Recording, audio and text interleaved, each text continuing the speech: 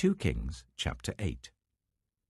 Now Elisha had said to the woman whose son he had restored to life, "Go away with your family and stay for a while wherever you can, because the Lord has decreed a famine in the land that will last 7 years."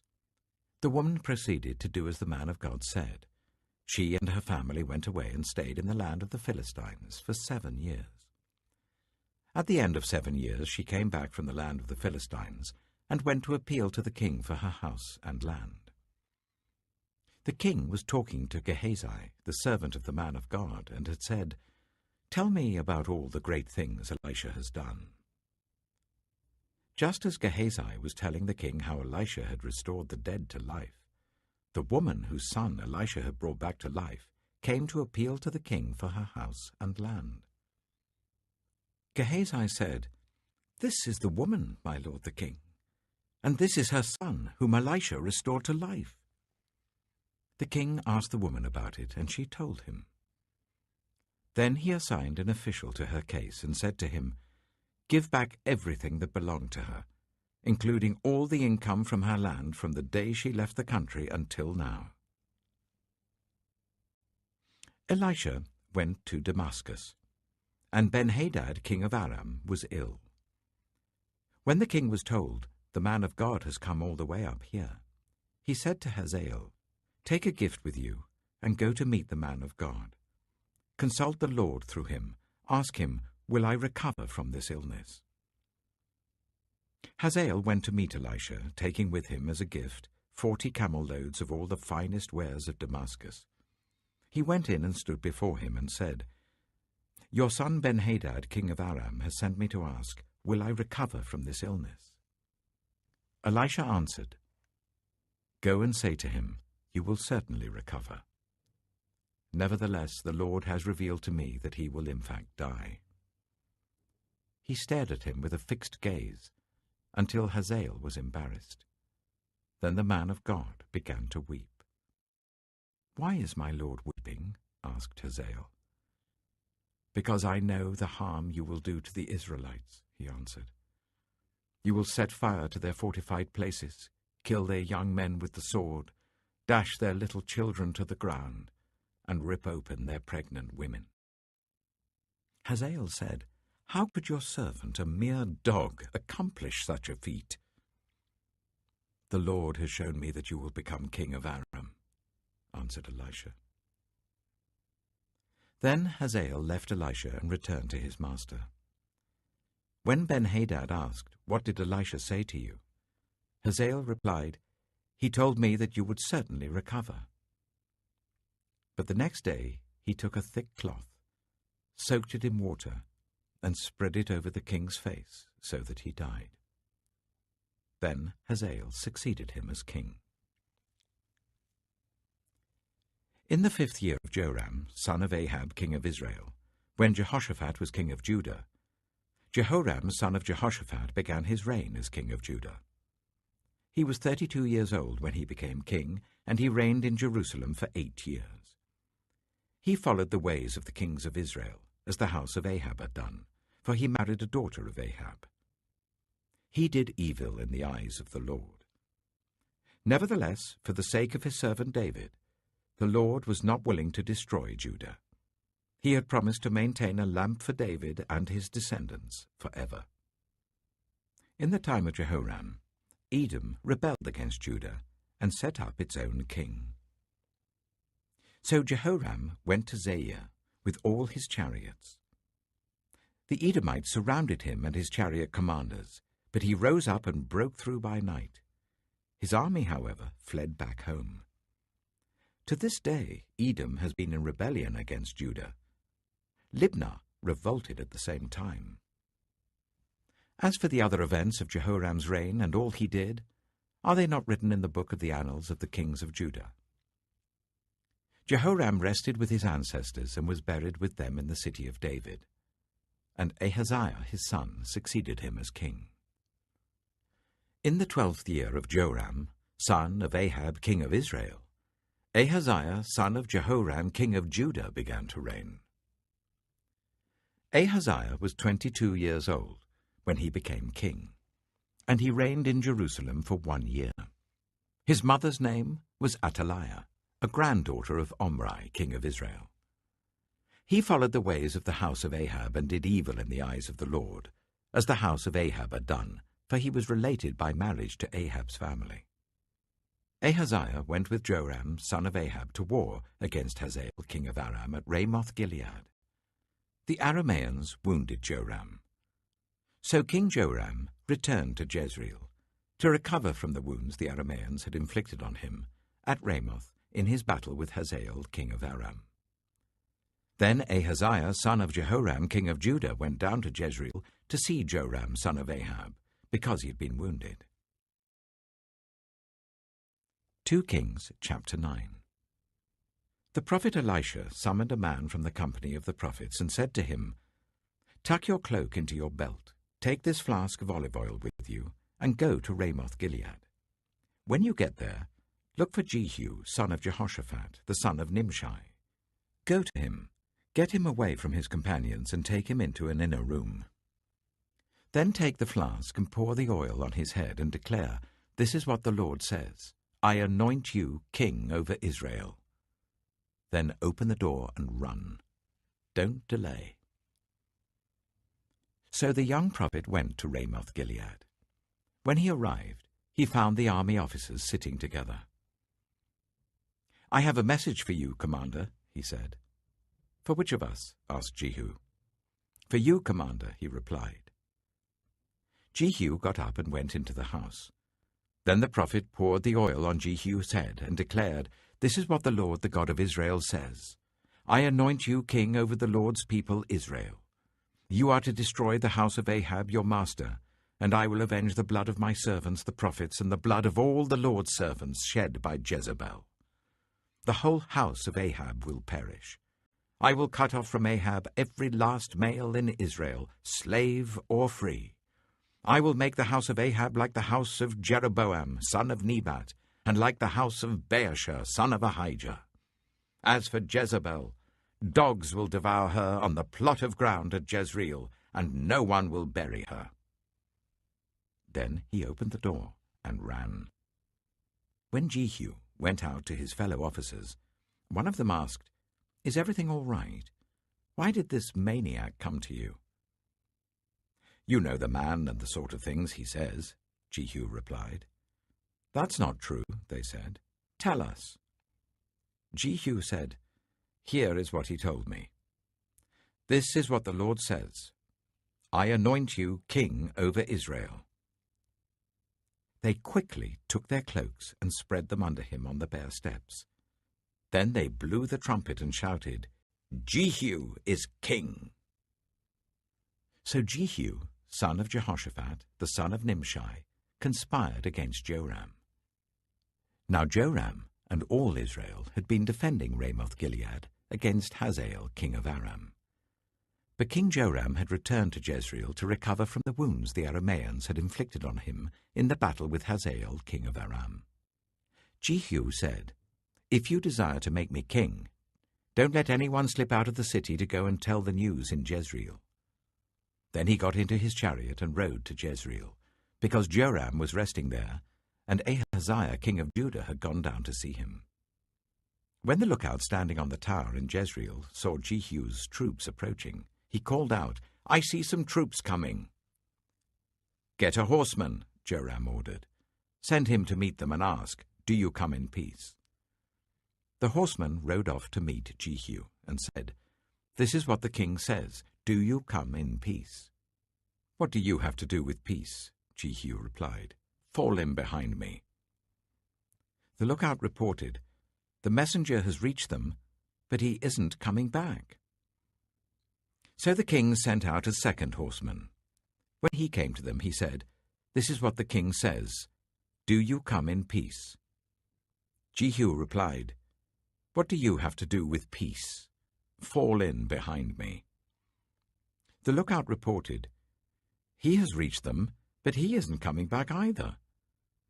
The driving is like that of Jehu, son of Nimshi. He drives like a maniac." "Hitch up my chariot," Joram ordered. And when it was hitched up, Joram, king of Israel, and Ahaziah, king of Judah, rode out each in his own chariot, to meet Jehu. They met him at the plot of ground that had belonged to Naboth the Jezreelite. When Joram saw Jehu, he asked, "Have you come in peace, Jehu?" "How can there be peace?" Jehu replied, "as long as all the idolatry and witchcraft of your mother Jezebel abound?"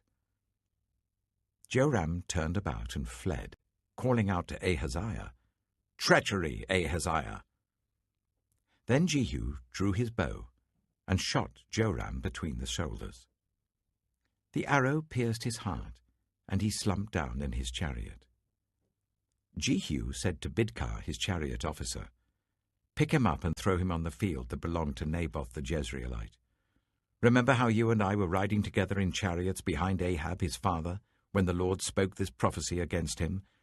'Yesterday I saw the blood of Naboth and the blood of his sons,' declares the Lord, 'and I will surely make you pay for it on this plot of ground,' declares the Lord. Now then, pick him up and throw him on that plot, in accordance with the word of the Lord." When Ahaziah, king of Judah, saw what had happened, he fled up the road to Beth-Hagan. Jehu chased him, shouting, "Kill him too!"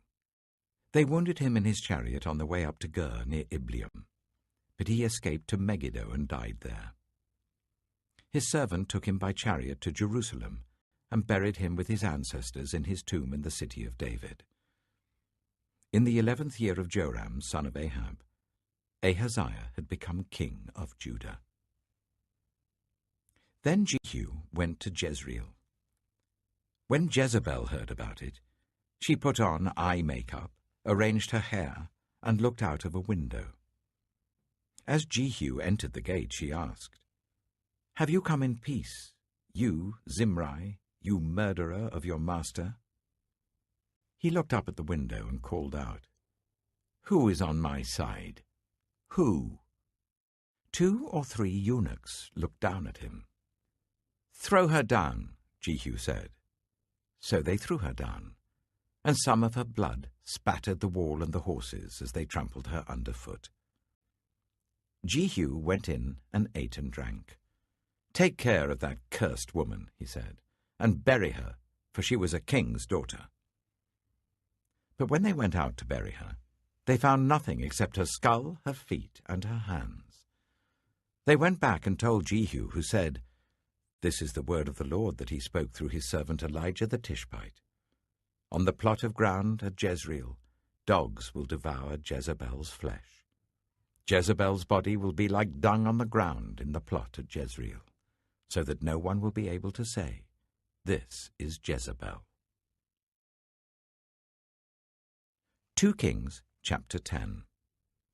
Now there were in Samaria 70 sons of the house of Ahab. So Jehu wrote letters and sent them to Samaria, to the officials of Jezreel, to the elders, and to the guardians of Ahab's children. He said, "You have your master's sons with you, and you have chariots and horses, a fortified city and weapons. Now as soon as this letter reaches you, choose the best and most worthy of your master's sons, and set him on his father's throne. Then fight for your master's house." But they were terrified and said, "If 2 kings could not resist him, how can we?" So the palace administrator, the city governor, the elders, and the guardians sent this message to Jehu. "We are your servants, and we will do anything you say. We will not appoint anyone as king. You do whatever you think best." Then Jehu wrote them a second letter, saying, "If you are on my side and will obey me, take the heads of your master's sons and come to me in Jezreel by this time tomorrow." Now the royal princes, 70 of them, were with the leading men of the city who were bringing them up. When the letter arrived, these men took the princes and slaughtered all 70 of them. They put their heads in baskets and sent them to Jehu in Jezreel. When the messenger arrived, he told Jehu, "They have brought the heads of the princes." Then Jehu ordered, "Put them in 2 piles at the entrance of the city gate until morning." The next morning Jehu went out. He stood before all the people and said, "You are innocent. It was I who conspired against my master and killed him. But who killed all these? Know then that not a word the Lord has spoken against the house of Ahab will fail. The Lord has done what he announced through his servant Elijah."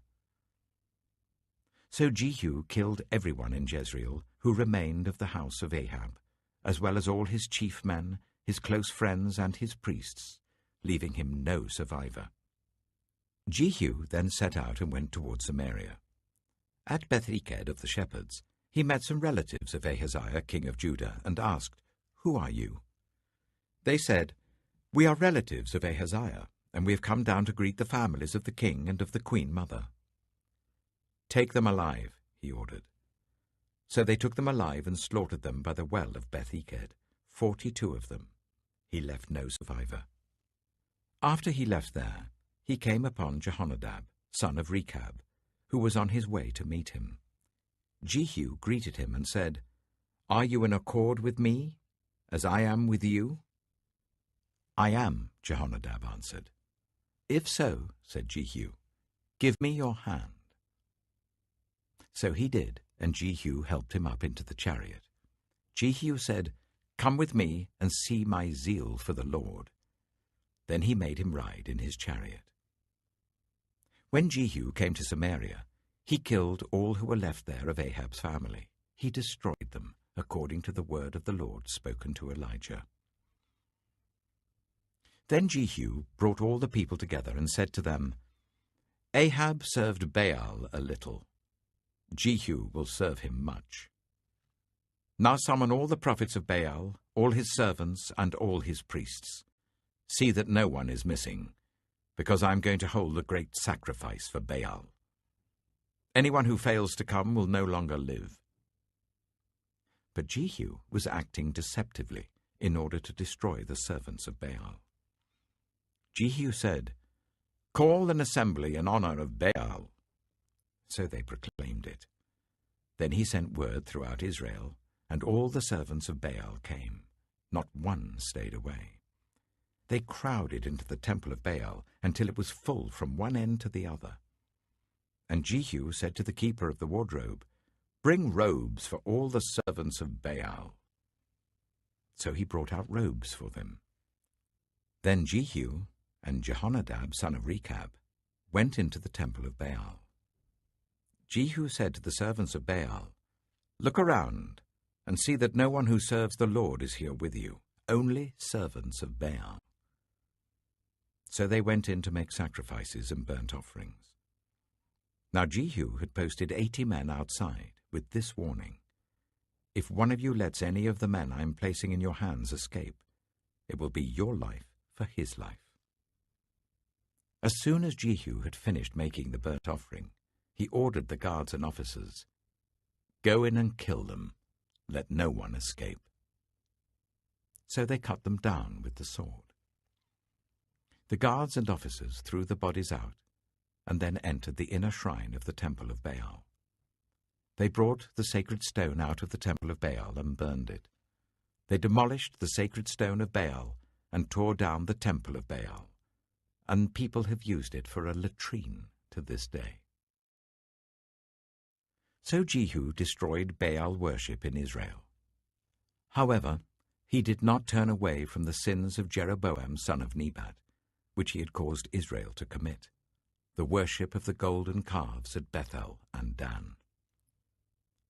The Lord said to Jehu, "Because you have done well in accomplishing what is right in my eyes, and have done to the house of Ahab all I had in mind to do, your descendants will sit on the throne of Israel to the 4th generation." Yet Jehu was not careful to keep the law of the Lord, the God of Israel, with all his heart. He did not turn away from the sins of Jeroboam, which he had caused Israel to commit. In those days the Lord began to reduce the size of Israel. Hazael overpowered the Israelites throughout their territory east of the Jordan, in all the land of Gilead, the region of Gad, Reuben, and Manasseh, from Aroer by the Arnon Gorge through Gilead to Bashan. As for the other events of Jehu's reign, all he did and all his achievements, are they not written in the book of the annals of the kings of Israel? Jehu rested with his ancestors and was buried in Samaria. and Jehoahaz his son succeeded him as king. The time that Jehu reigned over Israel in Samaria was 28 years. Psalm 127. Unless the Lord builds the house, the builders labor in vain. Unless the Lord watches over the city, the guards stand watch in vain. In vain you rise early and stay up late, toiling for food to eat, for he grants sleep to those he loves. Children are a heritage from the Lord, offspring a reward from him. Like arrows in the hands of a warrior are children born in one's youth. Blessed is the man whose quiver is full of them. They will not be put to shame when they contend with their opponents in court. Proverbs chapter 3. My son, do not forget my teaching, but keep my commands in your heart. For they will prolong your life many years and bring you peace and prosperity. Let love and faithfulness never leave you. Bind them round your neck. Write them on the tablet of your heart. Then you will win favor and a good name in the sight of God and man. Trust in the Lord with all your heart, and lean not on your own understanding. In all your ways submit to him, and he will make your paths straight. Do not be wise in your own eyes. Fear the Lord, and shun evil. This will bring health to your body and nourishment to your bones. Honor the Lord with your wealth, with the firstfruits of all your crops. Then your barns will be filled to overflowing, and your vats will brim over with new wine. My son, do not despise the Lord's discipline, and do not resent his rebuke, because the Lord disciplines those he loves, as a father the son he delights in. Blessed are those who find wisdom, those who gain understanding, for she is more profitable than silver, and yields better returns than gold. She is more precious than rubies. Nothing you desire can compare with her. Long life is in her right hand. In her left hand are riches and honor. Her ways are pleasant ways, and all her paths are peace. She is a tree of life to those who take hold of her. Those who hold her fast will be blessed. By wisdom the Lord laid the earth's foundations. By understanding he set the heavens in place. By his knowledge the watery depths were divided, and the clouds let drop the dew. My son, do not let wisdom and understanding out of your sight. Preserve sound judgment and discretion. They will be life for you, an ornament to grace your neck. Then you will go on your way in safety, and your foot will not stumble. When you lie down, you will not be afraid. When you lie down, your sleep will be sweet. Have no fear of sudden disaster, or of the ruin that overtakes the wicked, for the Lord will be at your side, and will keep your foot from being snared. Do not withhold good from those to whom it is due, when it is in your power to act. Do not say to your neighbor, "Come back tomorrow and I'll give it to you," when you already have it with you. Do not plot harm against your neighbor who lives trustfully near you. Do not accuse anyone for no reason, when they have done you no harm. Do not envy the violent or choose any of their ways, for the Lord detests the perverse, but takes the upright into his confidence. The Lord's curse is on the house of the wicked, but he blesses the home of the righteous. He mocks proud mockers, but shows favor to the humble and oppressed. The wise inherit honor, but fools get only shame.